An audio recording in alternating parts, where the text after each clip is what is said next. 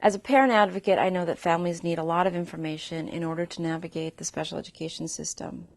This series of advocacy shorts is a collaborative project between ASSA, the State Association of Private Special Ed Schools in New Jersey, and the attorneys at Hinkle, Finkles, and Pryor, who generously donated their time and expertise to help answer some of the more common questions that families have as they try to advocate for their sons or daughters in the special education system.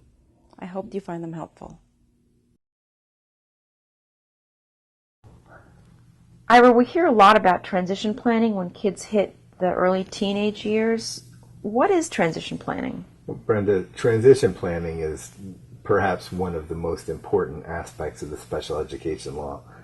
And let me play historian for a moment. This law was passed, the law that we depend upon for special education, the Individuals with Disabilities Education Act, was passed in 1975. In 1990, Congress went back to determine whether or not it was working, and it found that the majority of students in the special education system were leaving the special education system without high school diplomas, that they were going home and receiving no services, that they weren't employed, that they didn't have the skills that they needed to succeed in higher education.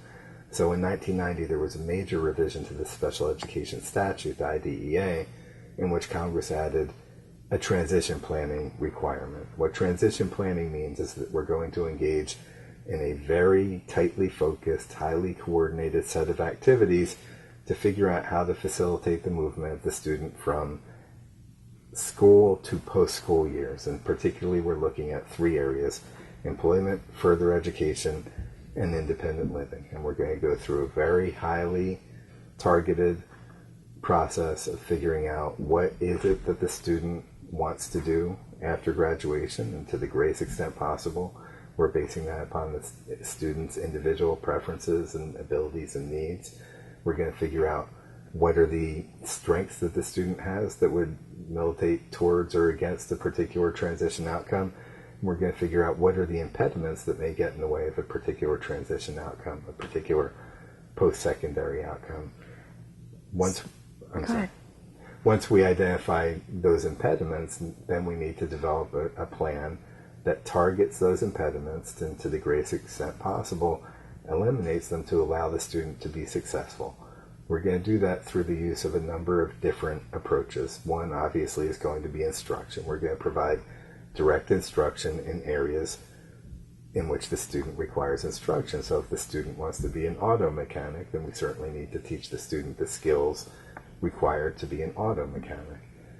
We're also going to provide related services. So if the student requires speech therapy, physical therapy, occupational therapy, whatever, orientation and mobility therapy for students with visual impairments, then we're going to make sure that those are provided. But in addition, we're going to provide something that's required specifically through the transition planning process, which are community experiences. And I can't stress enough how important community instruction is to an appropriate transition plan. Too many times I see students who are educated in settings in which their entire transition program is developed and provided within the four walls of the school building that they may have attended since they were 3 years old. For a transition program to be appropriate, we need to get the student out. We need to get the student into the real world, into the settings where the student's going to be expected to use these skills that we've spent so much time and the students made so much of an effort to develop, so that the student is able to succeed in the real world. And it's not until we get into the real world that we're going to be able to accurately identify what those real impediments are going to be. We can teach a student, for example, how to operate a cash register in an isolated setting, in a mock-up, for example, of a grocery store that's located within the school building. But once the student gets into an actual grocery store after graduation and is trying to work the cash register, we've got so many other things going on that we couldn't replicate in that school environment. We have announcements being made over PA systems. We have crowds of people. We have customers that may be angry. We have all types of pressures and stimuli that need to be addressed, and perhaps those are the areas that are going to cause the student to fall apart, not pushing the buttons on a cash register and doing the math. So by getting the student into the real world, into an actual supermarket, into an actual auto repair shop, that's where we're going to figure out what are the problems that the student has, and it's in those settings that we need to provide the services to the greatest extent eliminate those problems so the student can be successful after graduation. So when does transition planning actually start? The federal law requires that transition planning be started no later than the IEP in which the IEP that will be in effect when the student turns 16.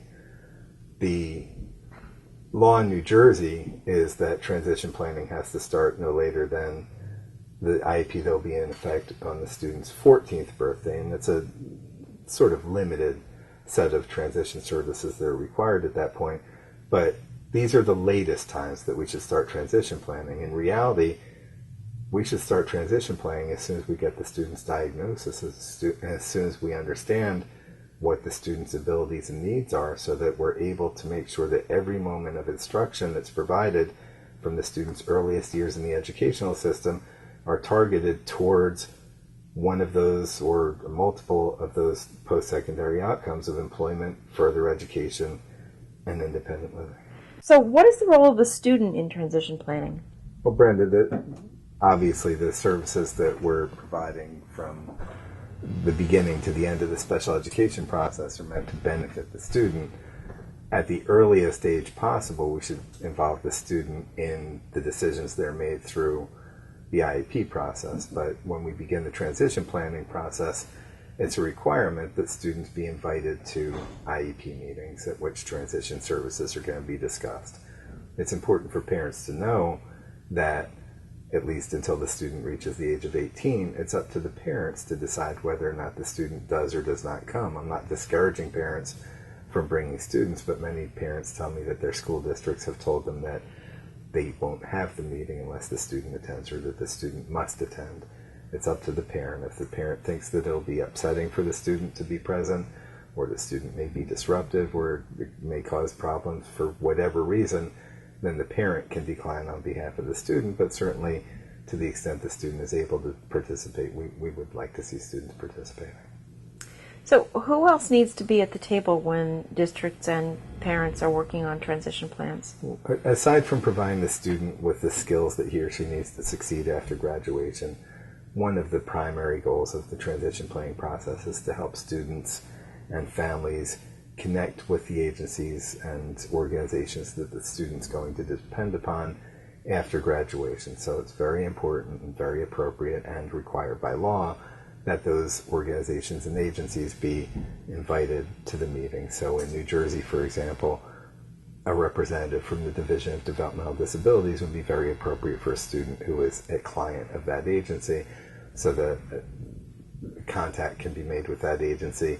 Issues like waiting lists can be discussed to make sure that the student's on the right waiting list, to make sure that services are available immediately after graduation, so we don't have the student sitting at home regressing and losing all the skills that he or she's developed. In Pennsylvania, the same applies with what were known as the mental health, mental retardation agencies. Now they're going by different names in different counties, but we also want to think about vocational rehabilitation agencies. So New Jersey, the Division of Vocational Rehabilitation Services; Pennsylvania, the Office of Vocational Rehabilitation; Social Security.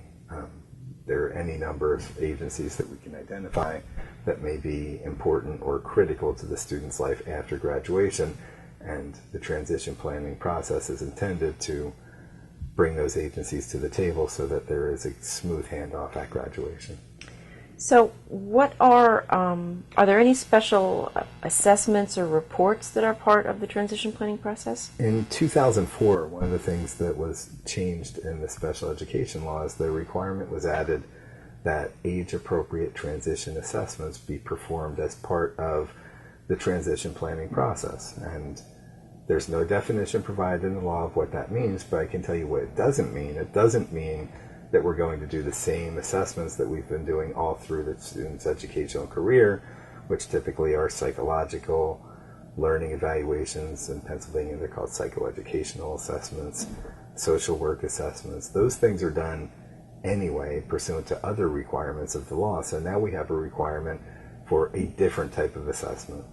There have been cases, not many because this was added in 2004, effective in July of 2005, but there have been cases discussing what is an age-appropriate transition assessment, and not surprisingly, the focus of the assessment needs to be upon what do we need to do for the student to help the student achieve success after graduation in those areas of employment, further education, and independent living. How that's done is up to the IEP team to decide what types of assessment. It could be informal assessments, observations, or it could be a very formal, intensive program in which the student is provided with a variety of activities, goes through a job sampling program. I'm familiar, for example, with one hospital that offers an 8-week intensive job sampling program, and through that program we're going to get a lot of information that would be considered an age-appropriate transition assessment for a student who needed that. So as part of the transition plan, does the IEP team decide when the student will graduate? That's definitely a part of transition planning, and that's definitely something that needs to be discussed. It needs to be discussed well before graduation, because oftentimes it's not discussed at all. Meanwhile, the school district is indicating in the IEP, in a very small checkbox, that the student will be subject to the same graduation requirements as all other non-disabled students. And parents get a big surprise at the end of the student's 12th grade year that your child will be graduating this year, when in fact the parent had expected that the student would continue through the age of 21.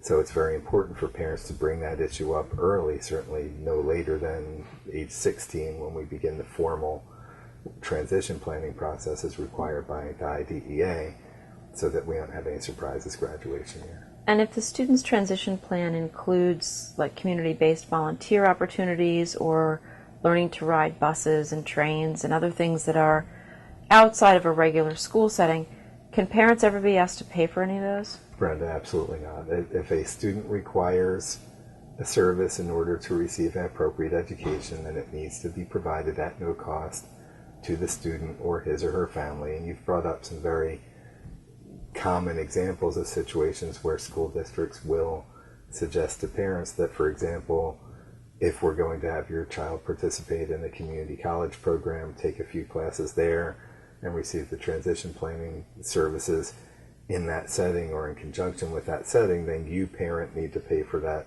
community college component or the transportation that you mentioned, and that would be entirely contrary to the free, appropriate public education to which the student's entitled.